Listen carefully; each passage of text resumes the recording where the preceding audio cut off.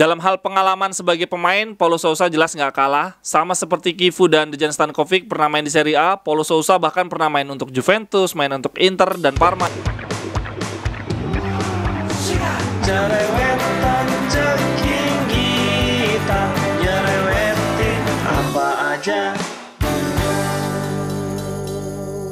Teman-teman yang sedang kalian saksikan saat ini adalah Cerewetin Inter. Apa kabar teman-teman? Walaupun Inzaghi berhasil membawa Inter menang lawan Barca, menurut gua bukan berarti nasib dia sudah aman. Kalau dia sampai kalah nih lawan Sassuolo, menurut gua ada kemungkinan dia bisa dipecat. Dan kemarin Dejan Stankovic baru aja menandatangani kontrak untuk melatih Sampdoria. Artinya kemungkinan pengganti Inzaghi mengerucut kedua pemain antara Kifu dan Paulo Sousa. Kalau gue sendiri kalau disuruh milih nih antara Kifu, Stankovic dan Paulo Sousa, gue jelas lebih milih Paulo Sousa sih. Kalau Inter punya duit ya tentu aja sebetulnya paling ideal ya Tuchel yang kelasnya udah internasional, udah Liga Champion. Kemudian kemarin ada De Zerbi tuh kosong. Sebetulnya dia lebih pantas juga di bawahnya Tuchel. Tapi berhubung De Zerbi udah ngelatih tim Liga Inggris ya Brighton, jadi udah nggak ada pilihan lagi. Udah deh tinggal Deki, Kifu sama Paulo Sousa. Kalau teman-teman pilih siapa? Kalau gue yang pasti gue akan mendepak Kifu. Itu gue coret, dia belum berpengalaman lah sama sekali, nggak mungkin lah. Lalu opsi yang kedua ada Dejan Stankovic. Nah kalau Stankovic ini pengalamannya agak lumayan teman-teman. Dia pernah jadi asisten pelatih di Udinese, jadi asistennya Stramacchioni. Tapi saat itu Udinese finish di peringkat 16, jadi jelek lah itu. Kemudian Dejan Stankovic juga punya pengalaman melatih Red Star, klub masa mudanya dia di Serbia. Selama 2 musim, di musim pertamanya di musim 1920, 2019-2020, itu berhasil membawa Red Star juara. Itu trofi pertama Dejan Stankovic sebagai pelatih.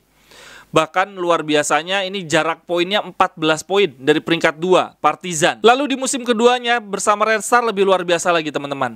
Sepanjang musim 2020-2021, Red Star tidak terkalahkan sama sekali. Menang 35 match dari total 38 pertandingan. Rekor gol tembus di angka 114.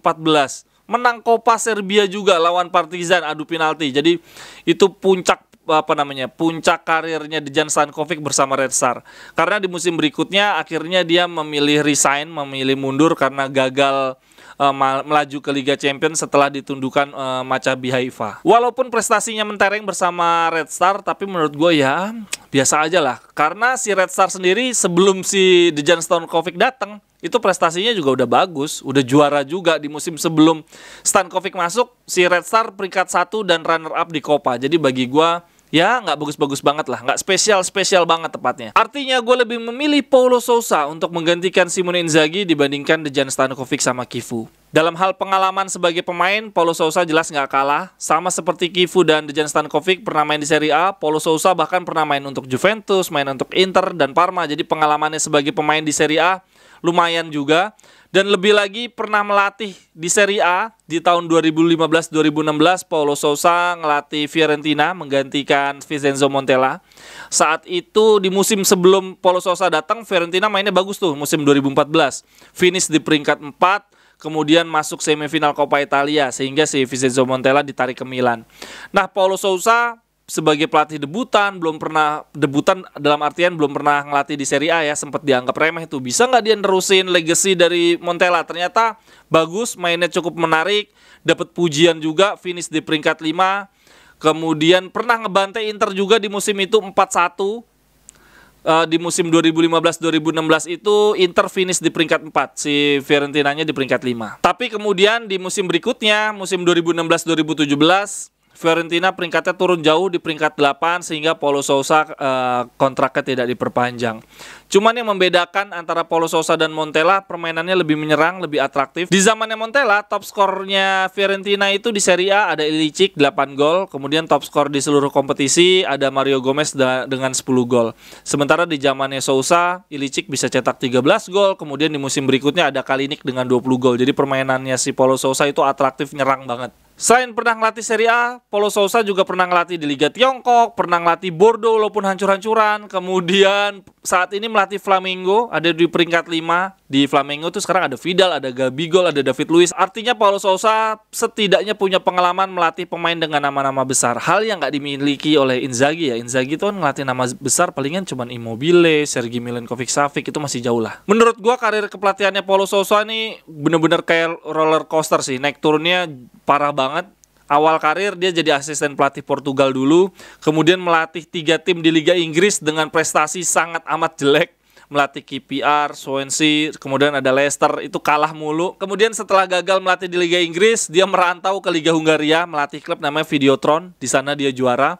Terus ke Liga Israel, juara juga bersama Maccabi Tel Aviv. Kemudian dia pindah lagi ke Liga Swiss, dia juara bersama FC Basel. Jadi Paulo Sousa gitu-gitu masih punya pengalaman juara lah di 3 negara berbeda, walaupun liganya liga antah berantah. Tapi di luar itu semua, salah satu alasan gue lebih memilih Paulo Sousa dibandingkan Dejan Stankovic sama Kivu adalah si Paulo Sousa ini biasa bermain dengan 3 back. Waktu dia jaya bersama Fiorentina, dia main pakai 3-4-2-1.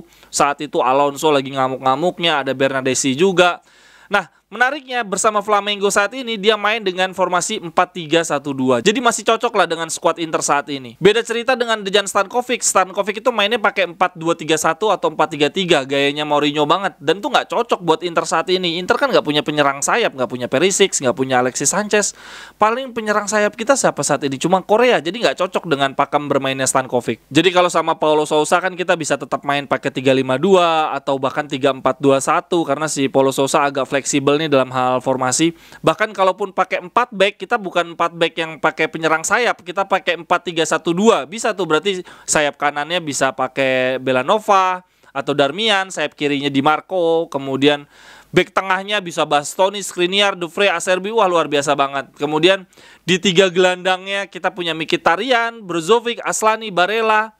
Kemudian di sisi trequartistanya ada Calhanoglu. Jadi bagus banget nih. Dengan formasi 4-3-1-2 kalau gue lihat-lihat pemain yang nggak kepake ini kemungkinan Gosens sama Dumfries lah. Karena di kirinya udah ada Di Marco, kemudian kanannya ada Darmian Belanova. Artinya Gosens, Dumfries bisa dijual untuk mencari siapa nih pelapisnya Calhanoglu sebagai playmaker. Nah, kalau teman-teman gimana nih kalau nanti ternyata kita seri atau kalah lawan Sassuolo dan Inzaghi ternyata dipecat, siapa pelatih yang menurut teman-teman paling cocok? Sertakan alasan juga, silahkan tulis di kolom komen. Sampai ketemu di cerewetan-cerewetan berikutnya. Bye bye, thank you.